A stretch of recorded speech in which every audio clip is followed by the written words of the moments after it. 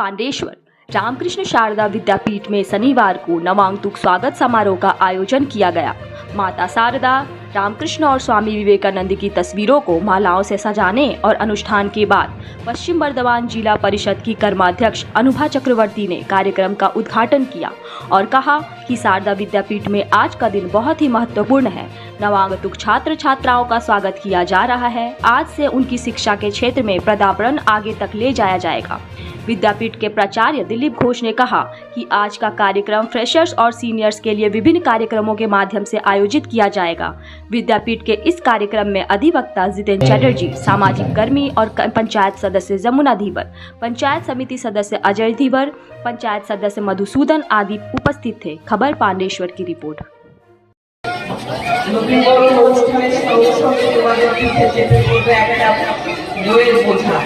তাহলেও একঝাঁক ফুলের দলের আজকে আগমন হচ্ছে এই স্কুলে। এটা ভীষণ আনন্দের বিষয়। শীতের শেষে একঝাঁক ফুলকে আমরা দেখতে পাবো।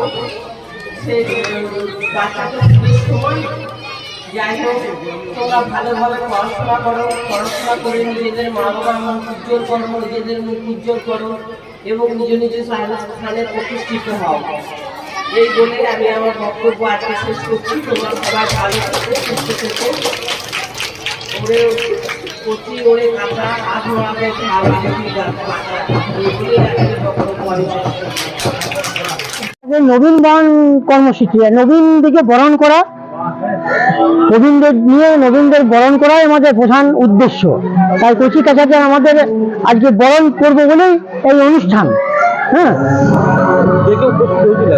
এখানে আমাদের পশ্চিম বর্ধমানের কর্মাধ্যক্ষা অনুভা চক্রবর্তী মহাশয়া, হ্যাঁ, জীবন ধীবর, আমরা রবীন পাল, আরো অনেকেই গুণী ব্যক্তিরা আমাদের অনুষ্ঠানে উপস্থিত হয়েছে। কর্মসূচি বলতে আমাদের কিছু ড্যান্স আছে, কিছু গান আছে, আর আমাদের বার্ষিক ক্রীড়া প্রতিযোগিতার যে পুরস্কার সেটা বিতরণ করার।